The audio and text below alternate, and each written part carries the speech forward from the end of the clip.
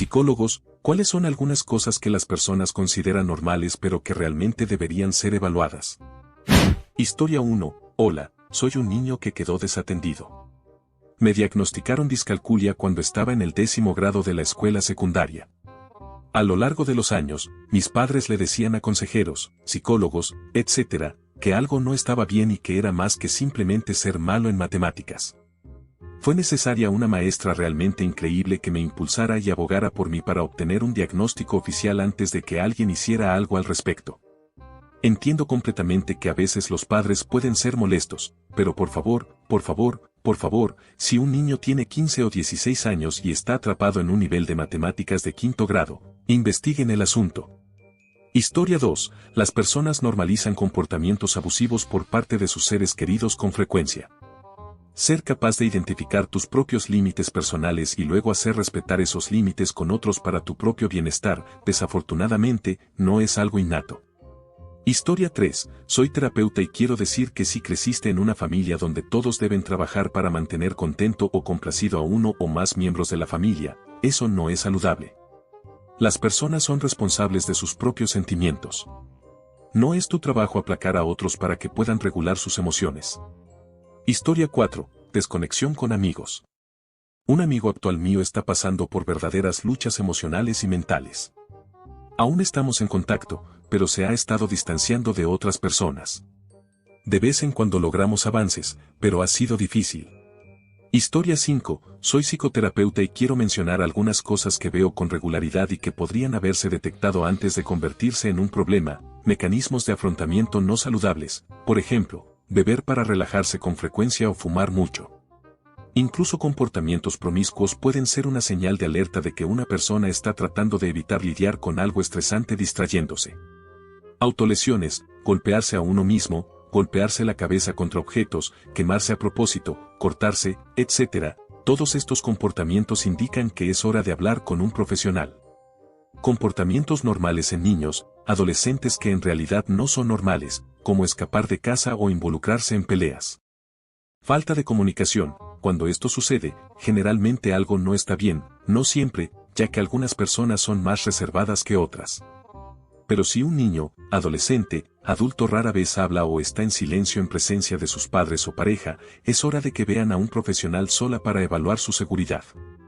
He visto a personas que están completamente cerradas debido a haber sido profundamente abusadas por las personas con las que conviven, y uno de los principales signos de eso es el silencio. También he visto a personas en hogares perfectamente buenos que no pueden comunicarse debido a una ansiedad extrema y sin ayuda profesional les resulta difícil superar esto. Cambios de humor. Cuando los estados de ánimo de una persona cambian de un extremo a otro con frecuencia, esto es otra señal preocupante.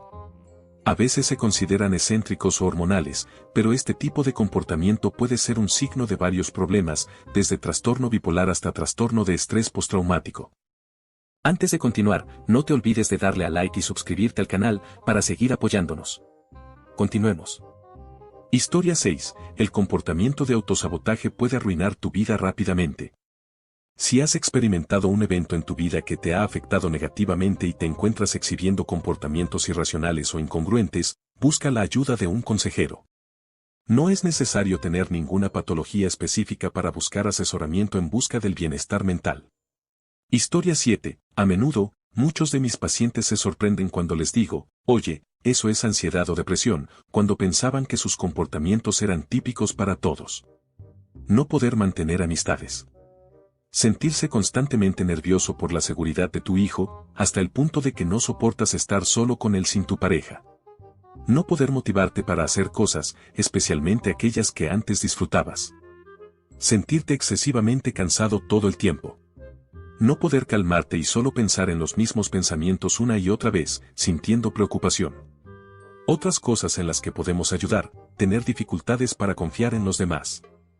Intentar recuperar una relación después de la infidelidad.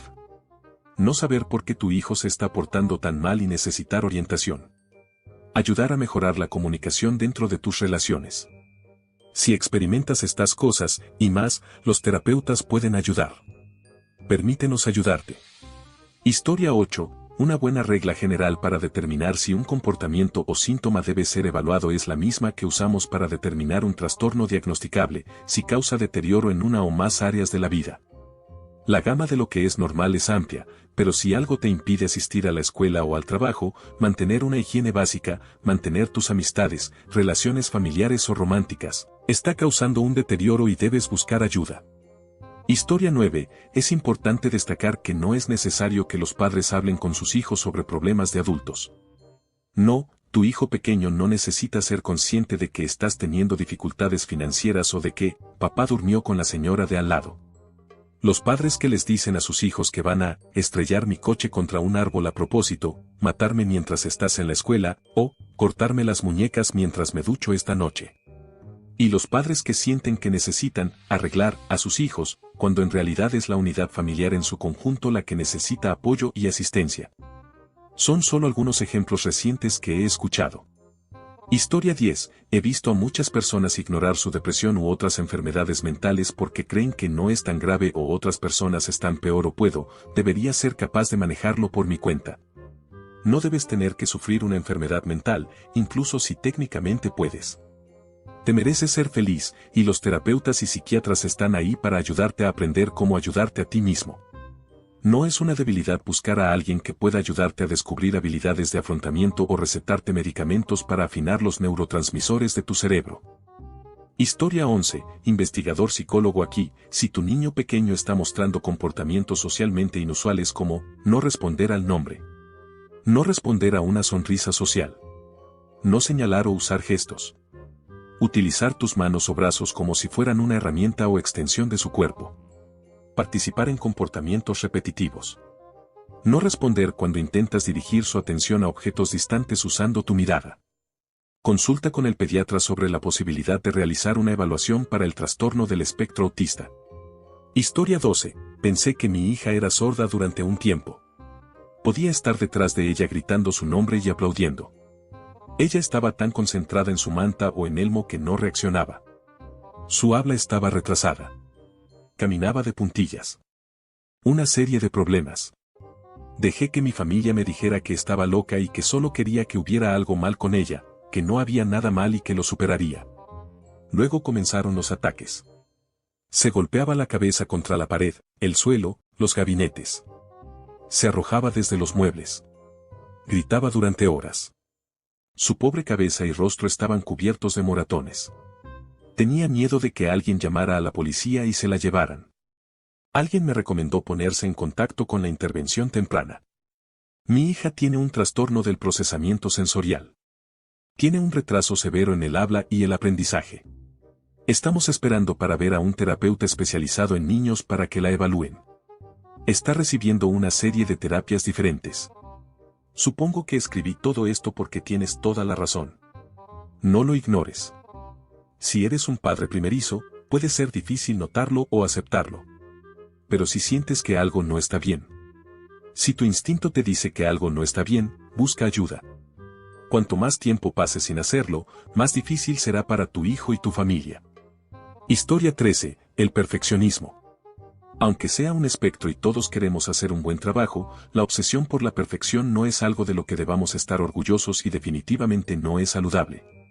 Una ética de trabajo saludable implica hacer lo mejor que puedas y luego soltar, es decir, reconocer que, sin importar cuánto esfuerzo pongas, el resultado está, en cierta medida, fuera de tu control, y eso está bien. La intención y el esfuerzo cuentan más que el resultado final. Si te obsesionas solo con el resultado final, te dañarás a ti mismo porque nunca tienes un control completo sobre ese resultado.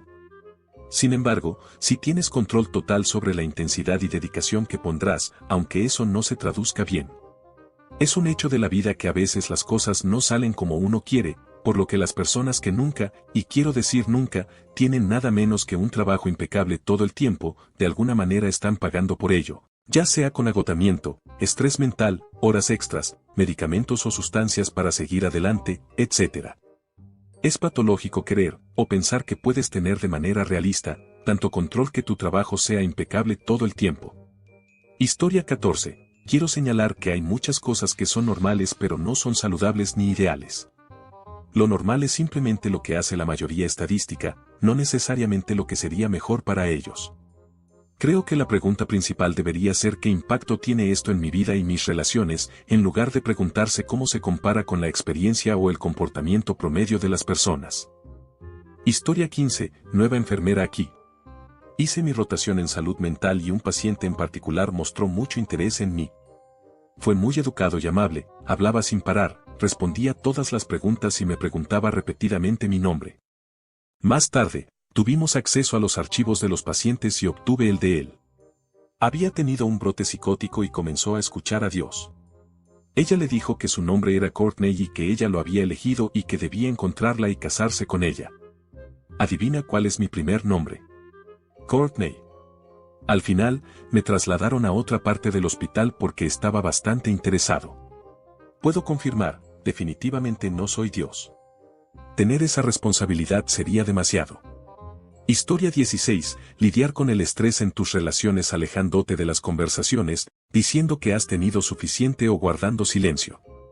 Lidiar con sentimientos de inseguridad y ansiedad atacando a tu pareja. Por ejemplo, haciendo muchas preguntas sobre uno de sus conocidos en lugar de decir me siento inseguro por estas razones, por favor, hablemos al respecto. He sido terapeuta de parejas durante 10 años y ahora soy director clínico de una práctica privada. Hay muchas más señales, pero esas son dos de las más comunes en el trabajo con parejas. Historia 17. Estresarse todos los días. Te sorprendería cuántas personas simplemente dicen no, está bien, mi trabajo es estresante u otras excusas similares. Muchos problemas de salud surgen del estrés. O la falta de motivación prolongada. No tener ganas de hacer cosas. Historia 18. Técnico aquí, así que en la parte más baja de la jerarquía, pero ofreceré mi opinión. En mi opinión, normal no es el calificador adecuado. La psicología no es como la fisiología, donde puedes someterte a pruebas exploratorias para descubrir que estás enfermo de una manera que aún no ha manifestado síntomas. Es por eso que tu médico te hará un tamizaje para ciertas enfermedades comunes o devastadoras. La forma en que aprendí sobre las enfermedades mentales fueron estas 4: disfunción, desviación, angustia y peligro. Disfunción significa que interfiere en tu trabajo, escuela u otras áreas de tu vida. Desviación significa que no es algo que todos estén experimentando. Angustia significa que no te sientes bien con ello. Peligro es autoexplicativo. Si presentas alguna o todas las 4, creamos un tratamiento basado en un conjunto de síntomas que coincidan más estrechamente contigo. Luego tratamos los síntomas. El punto de todo esto es decir que las enfermedades mentales existen en un espectro en el que un extremo puede ser tan sutil que solo informa la personalidad de una persona, mientras que el otro extremo es completamente debilitante y puede poner en peligro la vida de una persona. Es posible que conozcas a alguien con características de una enfermedad, de hecho, me sorprendería si no lo hicieras. Pero si no quieren o no necesitan tratamiento, entonces no deberían ser diagnosticados. El mejor ejemplo es el autismo. Alguien en el extremo funcional del espectro del autismo se desempeñará bastante bien en la vida. De hecho, es justo discutir si las personas autistas viven vidas mejores que sus contrapartes. La respuesta dependería completamente de lo que valores en una buena vida. El siguiente grupo de personas está objetivamente sufriendo por su condición. Pueden tener un desequilibrio químico en su cerebro que los hace más ansiosos o tristes que sus contrapartes. Sin embargo, si no tiene un impacto suficiente en esa persona, es posible que pasen toda su vida sin realmente necesitar ser evaluados. Para responder a tu pregunta, si alguien siente que su vida se beneficiaría de la psicología, entonces deben ser evaluados. El obstáculo al que se enfrentan los profesionales es educar a las personas sobre qué tipos de problemas puede ayudar la psicología. Pero por diversión, echemos un vistazo a algunas cualidades que puedes tener que son demasiado extremas y a qué diagnóstico podrían estar relacionadas. Energía demasiada es igual a manía. Demasiado poca es igual a depresión. Confianza demasiada, trastorno límite de la personalidad. Demasiado poca, paranoia. Autoestima demasiada, trastorno narcisista de la personalidad. Demasiado poca, depresión. Miedo demasiado, ansiedad. Demasiado poco, manía. Actividades diarias demasiadas, trastorno obsesivo compulsivo. Demasiado pocas, anhedonia, psicosis. Sexo demasiado, trastorno límite de la personalidad. Demasiado poco, anhedonia. Memoria demasiada, trauma. Demasiado poca, demencia, Alzheimer, psicosis. Interacción demasiada, hiperverbalización. Demasiado poca, aislamiento, catatonía. Esto es solo para decir que muchos extremos diferentes de ciertos rasgos pueden ser un síntoma. Sin embargo, debes asegurarte de que sea anormal para esa persona. No todos los que no les gustan las personas son clínicamente aislados. No todos los que tienen mucho sexo con múltiples parejas son hipersexuales y no todos los que no se cepillan los dientes están deprimidos. No se necesita mucho tiempo para aprender los síntomas de diferentes trastornos. El resto del tiempo en la escuela se dedicará a descubrir cómo determinar si esos rasgos son un síntoma o simplemente parte de la personalidad de esa persona y, por supuesto, qué hacer al respecto. A menudo, la pregunta del por qué es importante en las enfermedades mentales. No participar en algo que solías amar puede ser anhedonia, o simplemente puede que hayas perdido el interés.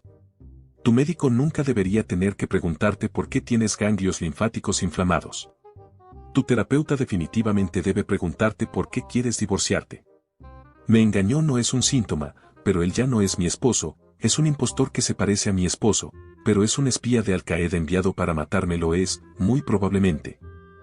Historia 19. Reacciones al trauma, son muy normales para la situación, pero no son saludables ni fáciles de manejar sin ayuda.